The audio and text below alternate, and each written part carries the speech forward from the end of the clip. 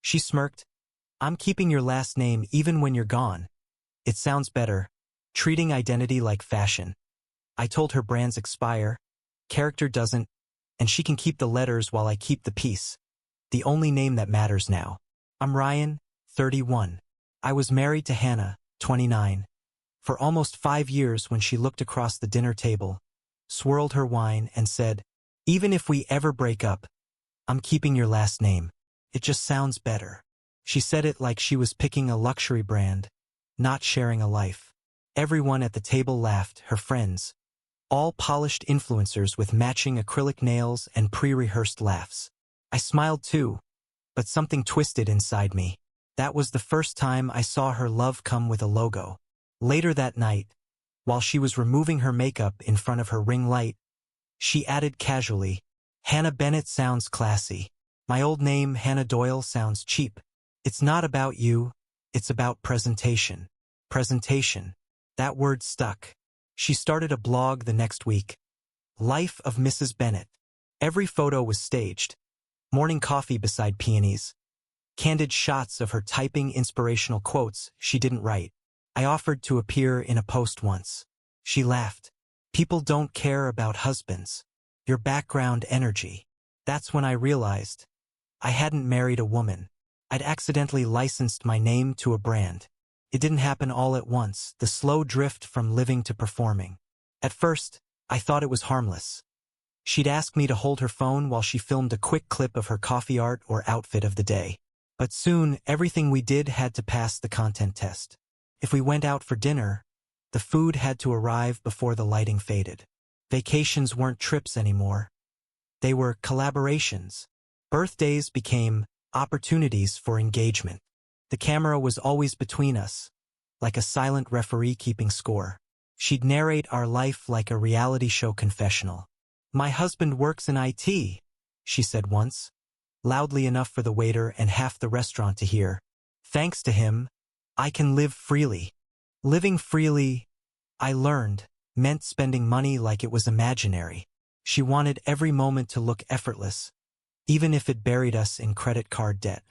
Brunches with the girls that cost half my paycheck. New furniture every time a trend changed. When I tried to bring up budgets, she'd smile like she was talking to a toddler. Ryan, people with vision don't talk about limits. For my birthday, she didn't buy me a present.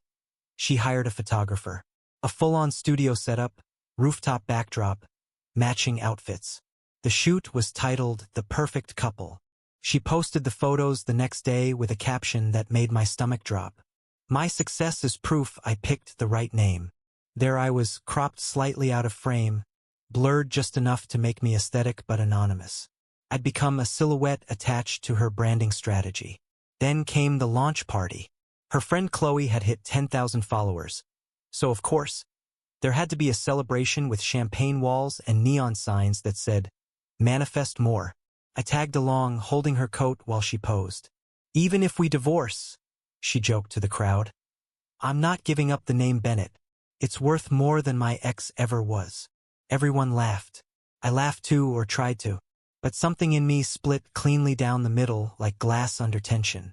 My name, my father's name, the one on my degree, my business card, had become a luxury accessory. That night, she fell asleep on the couch still wearing her makeup, her phone open to her post analytics.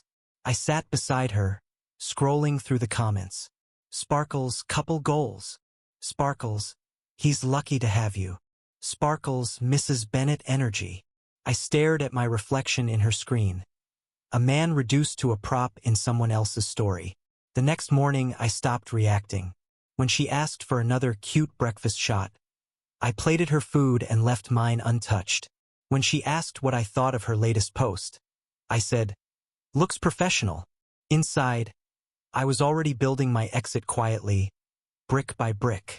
I started keeping track, receipts, screenshots, messages, every expense charged for the brand, every lie about sponsorships that didn't exist.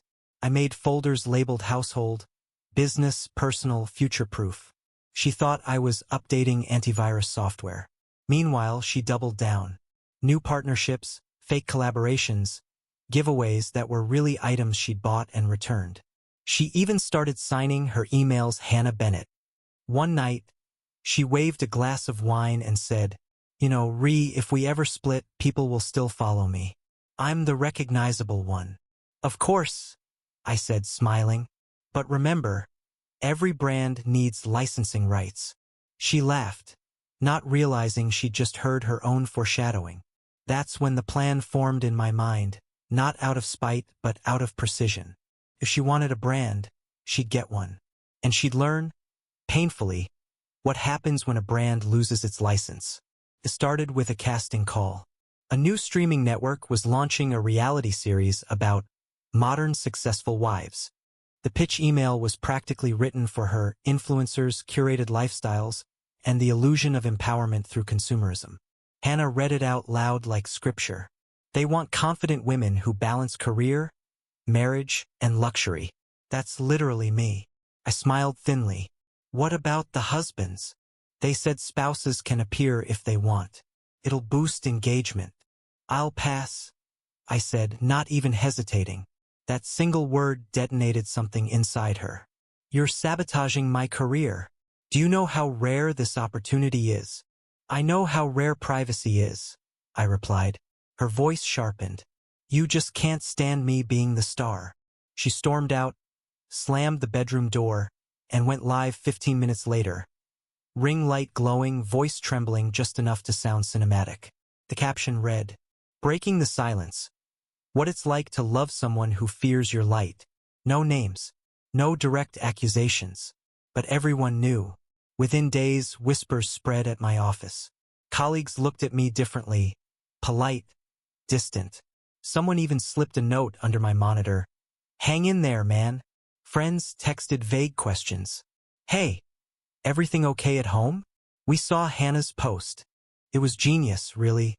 She turned me into the villain in her redemption arc. The faceless, insecure husband holding her back. And I gave her nothing to refute it with. Silence makes better TV than truth. But while she was filming her next relatable morning, latte, robe, soft sunlight, I was meeting with a lawyer in a quiet downtown office. "Mr. Bennett," he said, flipping through printouts of her blog and sponsorship contracts. "You said she uses your last name as a brand?" "Yes, it's the foundation of everything. Life of Mrs. Bennett, Bennett Home Aesthetic, even her email signature." He nodded. "Then she's monetizing your name. And in this state, that's a personal right. If a surname is used commercially without the holder's written consent, it falls under right of publicity. You can reclaim it." Meaning, he leaned back. Meaning if she continues to profit from Bennett, she could be legally forced to stop, take down the blog, rename the business, even rebrand her accounts. You'd own the identity she built. I left his office calmer than I'd felt in months. That night, Hannah was editing a video called "What I Learned About Self-Worth." She didn't notice me watching her reflection in the dark window, rehearsing sincerity for strangers. "Fame demands sacrifice," she said softly into the camera. She meant her sleep schedule. I heard something else. From that moment, I played along. I liked her posts, made her coffee, even helped carry her ring light to the car for shoot days. Every kind word was a receipt. Every favor, documentation of goodwill. While she recorded candid moments, I gathered something far less glamorous, evidence. Screenshots of her sponsorship deals signed as Hannah Bennett, invoices addressed to my surname, and email threads where she claimed the Bennett name as her business trademark. At night, she'd curl beside me scrolling through her analytics, whispering, "We're almost at 100,000. I'd whisper back, "That's amazing, babe," while saving another PDF into my secure folder titled Licensing Violation. 2 months later, she got the call. The show wanted her for a test episode. They even sent a camera crew to film at our house. "Ryan, please," she begged. "Just 5 minutes of B-roll. Smiling, maybe making breakfast. You don't have to talk." "No." She stared at me like she was seeing a stranger. "Why are you doing this?" "Because some things aren't for sale," I said. Her jaw trembled. "You'll regret this. Everyone will see who you really are. Maybe. Or maybe they'd see the truth once I aired my own episode." Not on her feed, not on camera, but in a courtroom. While she edited another day in the life, I sat in my office drafting documents with my lawyer. Petition to reclaim commercial rights to the Bennett name. Preliminary injunction to suspend all business activities tied to it. Quiet, lawful, irreversible. She thought I was shutting down emotionally. I wasn't. I was going live in the only place that still valued evidence over aesthetics. And soon, when she looked into her camera and said, "Welcome back to Life of Mrs. Bennett," she'd discover that the life, the name, the brand, all of it, no longer belonged to her. She taught me that fame demands sacrifice. She just never expected it would demand hers. When the reality show deal fell through, Hannah didn't slow down. She pivoted. Within days, she announced a new venture, how to become a Mrs. with a mission. The website gleamed with pastel graphics, testimonials she'd written herself, and a shop selling branded mugs, planners, and $300 coaching sessions. Every listing proudly displayed her surname, Hannah Bennett Lifestyle. She turned my last name into a designer label, one she could monetize without permission. I stayed quiet, compiling a paper trail, screenshots of payment confirmations, contracts, and promotional emails. Each document made my case more airtight. Then came the move that should have shocked me. She changed the locks and handed me an eviction notice. "You've outgrown negativity," she said through the door, like she was reciting a TED Talk. I didn't argue. I packed my essentials, leaving her to the empire she was building on borrowed identity. 2 weeks later, I filed for divorce and trademark reclamation. The legal documents were crisp, professional, and impossible to ignore.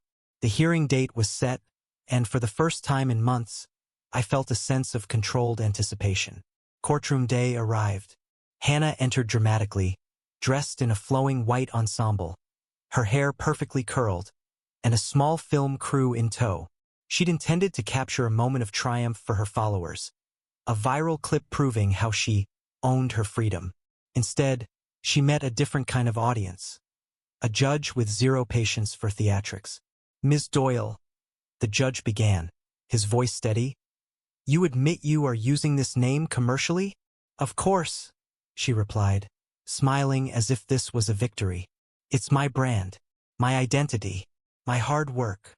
The judge's next words cut the air sharper than any gavel. "Then it is not your legal name. It is someone else's intellectual property. You have no claim to it." Her smile faltered. The cameras stopped rolling. The room went silent, except for the soft scratching of a court reporter's pen. Her empire of curated breakfasts, coffee mug slogans, and motivational PDFs froze mid-breath, uneditable and exposed. For the first time, the background lights of her brand meant nothing. There were no likes, no follows, no staged applause, just the reality of legal accountability. Hannah tried to interject, flailing slightly, but the judge raised a hand. "No interruptions. You've been given fair warning. Using another person's surname for profit constitutes infringement. You will cease all commercial activity under the name Bennett immediately." The crew behind her exchanged awkward glances, their lenses capturing frustration instead of empowerment. She looked at me, a mix of disbelief and indignation, but I stayed silent, calm, composed. No social media posts, no confrontations, just quiet validation. By the end of the hearing, the injunction was in place. She could keep the name socially for friends and family, but commercial use was forbidden. Every course, session, and product branded with Bennett had to be removed, and the payments she'd collected under that name were under review for potential restitution. As we left the courthouse, her shoulders slumped, the carefully curated persona cracking. The judge's words echoed behind us. "A name is not just a brand, it's a legal right. Trademark infringement is serious, Ms. Doyle. Learn that lesson now." For the first time in years, she was stripped of the illusion she'd built around my identity. And in that silence, I felt the weight of the past 5 years lift slightly. The collapse wasn't loud. There were no viral videos, no dramatic outbursts, just the steady, undeniable authority of law and truth. And in that calm, I realized something crucial. A brand built on someone else's foundation is a house of cards, and every card I had documented now stood in my favor. Hannah Bennett, the influencer, the empowered wife, the living brand, was officially exposed. And her audience? They didn't know it yet, but the trademark notice was about to become more powerful than any hashtag she could post. Hannah's meltdown was instantaneous. Within hours of the court ruling, she went live on Instagram, mascara streaked, voice trembling, speaking to her followers, as if they were an army she could rally. They've taken everything from me. My name, my brand, my identity. I don't even know who I am anymore. She clutched a coffee mug emblazoned with her logo, irony lost on no one. The comments section exploded not with sympathy, but with snark. Sparkles, then build a new one.